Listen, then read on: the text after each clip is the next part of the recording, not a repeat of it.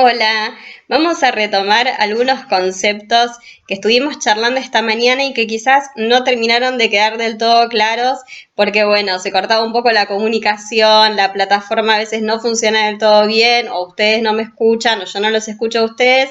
Así que para quedarnos todos tranquilos y estar seguros de que pudimos compartir estos conceptos, voy a hacer un tutorial, un video muy breve para retomar las nociones que estuvimos conversando un poquito hoy o que intentamos conversar en Zoom.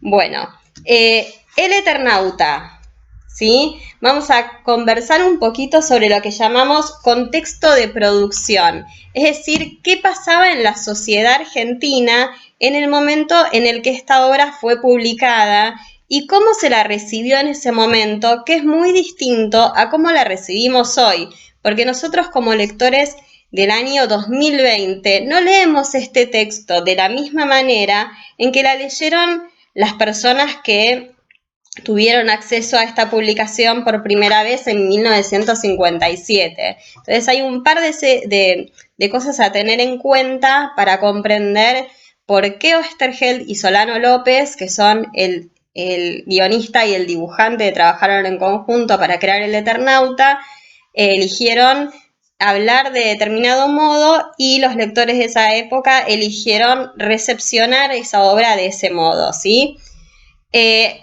Importante dato a tener en cuenta, el Eternauta originalmente no fue este libro de 360 y pico de páginas, como nosotros lo conseguimos hoy, una obra completa, entera, que podemos leer desde la primera hasta la última página, sino que se publicó por entregas, como una especie de folletín. No sé si alguna vez habrán escuchado esta palabra folletín, entrega por folletines, quizás como son bastante chicos todavía no hayan tenido contacto con ese concepto. Pero bueno, la idea del folletín es que es una obra que se va publicando por entregas. Por entregas se puede publicar una novela, un cuento, en este caso un relato a partir de una historieta. Es decir, que desde 1957 hasta 1959, es decir, 105 entregas durante 105 semanas, Oesterheld y Solano López hicieron semanalmente la historieta del Eternauta en la revista de historietas Hora Cero. ¿Por qué es importante tener esto en cuenta, más allá del dato de que no era un libro totalmente cerrado como lo leemos hoy en día como una obra completa? Porque cuando uno es escritor y necesita que el lector elija volver a leerte a la semana siguiente, tiene que utilizar determinadas técnicas. Las técnicas que se utilizan, por ejemplo, en las series, en las telenovelas, hace varios años en la radio o en los teleteatros que en algún momento circularon por radio. Es decir, uno tiene que de alguna forma enganchar al lector para asegurarse de que ese lector vuelva a comprar, a consumir la revista donde yo publico. Entonces, ¿qué les va a pasar cuando lean el Eternauta? Van a ver que llegan a determinada página y Oesterheld retoma ciertos conceptos que ustedes ya conocen o habla de unos personajes que de los que ustedes ya tienen conocimiento también. Entonces uno se pregunta, ¿y pero por qué me repite? ¿Por qué es tan reiterativo? ¿Por qué esta necesidad de volver sobre lo que ya sabemos? Y bueno, porque esta publicación salía de una semana a la otra y el lector de alguna manera tenía que recapitular lo que quizás no recordaba o alguna entrega que quizás se hubiera perdido, ¿se entiende? Entonces la forma de leer el Eternauta también tiene que ver con esto, con reponer un poco la idea de que es una historieta pero en entregas. No está pensada para ser leída desde la primera hasta la última página, desde el principio hasta el fin, a pesar de que ahora se haya editado de esa manera y de que nosotros tengamos en nuestra mente el concepto de Eternauta como libro, como obra, como estructura. Bueno, originalmente no fue así. Fue mucho más parecido, por ejemplo, a lo que nosotros diríamos que es, no sé, Stranger Things o alguna serie de Netflix que vemos en la que termina un capítulo y tenemos un gancho que nos insta a ver el capítulo siguiente y no podemos aguantar y necesitamos verlo. Bueno, de esta manera funcionaba el texto El Eternauta de Oesterheld y Solano López, como una serie, como telenovela, como formato de relato que se concatena, ¿sí?, de una manera muy distinta a cómo se estructura por ahí una novela. Por supuesto que nosotros vivimos otra realidad, prendemos Netflix y quizás nos vemos 1 o 2 temporadas seguidas, entonces no tenemos tanto este concepto del suspenso, de la espera, del gancho, del tener que aguardar unos días, unas semanas, quizás hasta un mes para tener en nuestras manos la continuación de un relato.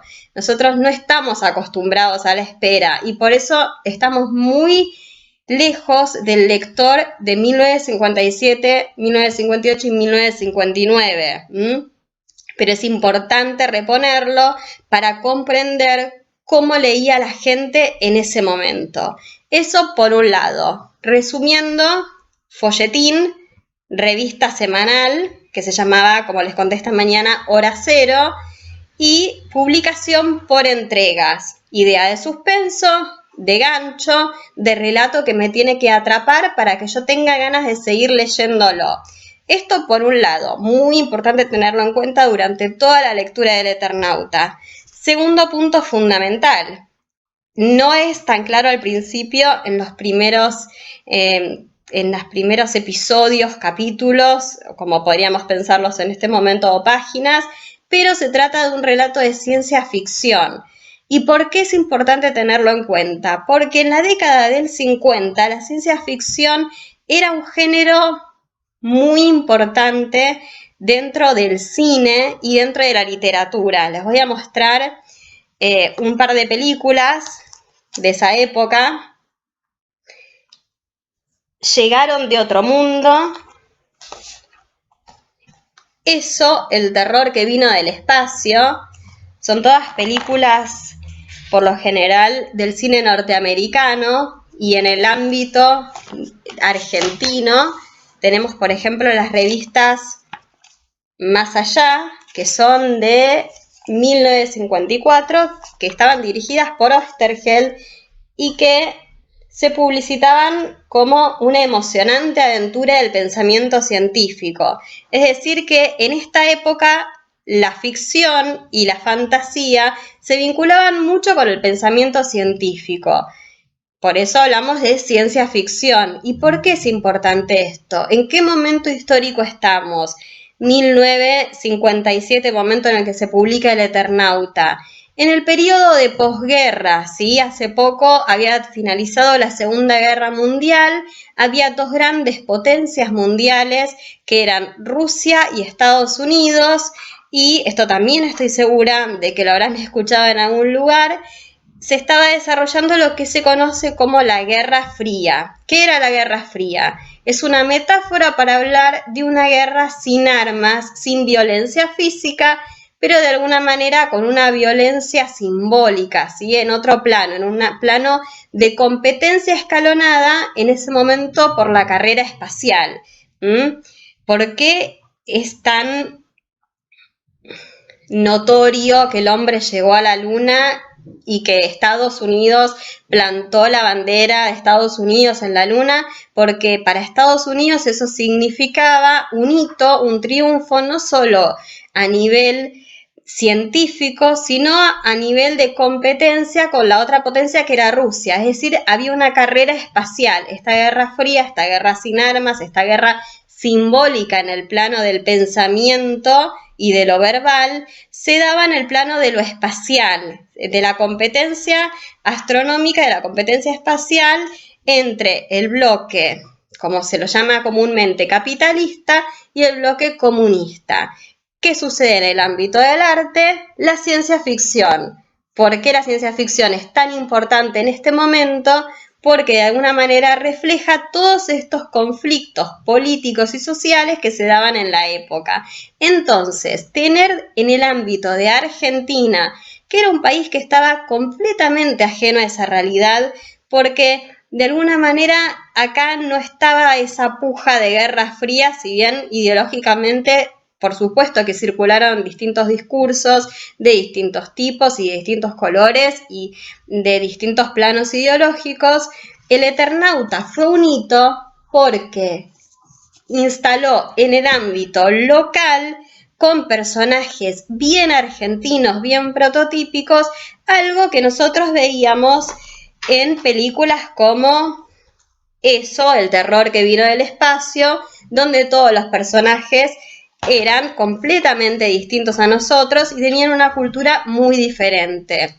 Entonces el desafío de Oesterhel y Solano López era traducir esa ciencia ficción, ese plano que en lo artístico se daba en el conflicto simbólico, que reflejaba el ámbito de la Guerra Fría y todas los distintos discursos que circulaban en la época en torno a la carrera espacial en el plano artístico, bueno, reflejar todo eso en el plano literario y en el contexto local, en un barrio de Vicente López, con una persona que jugaba al truco con sus amigos en una noche de invierno. Entonces, de repente, poner el foco de la ciencia ficción dentro de la Argentina convirtió a lo que ahora es este libro y en su momento fue esta publicación por entregas, en un clásico. Por eso también tiene la importancia y fue un hito en la literatura argentina, ¿sí? Entonces, retomando brevemente, los dos conceptos más importantes que nos llevamos de este video es publicación por entregas, contexto político, social y el plano de la ciencia ficción dentro de este conflicto social y político que conocemos como la Guerra Fría y la carrera espacial, ¿sí? Bueno, eso es todo por este video, que era lo que les quería transmitir esta mañana en un ida y vuelta, y se los dejo para que lo vean, lo reflexionen, piensen, y cualquier cosa, acuérdense que me pueden contactar de lunes a viernes de 9 a 13 horas. Nos vemos. Chau, chicos.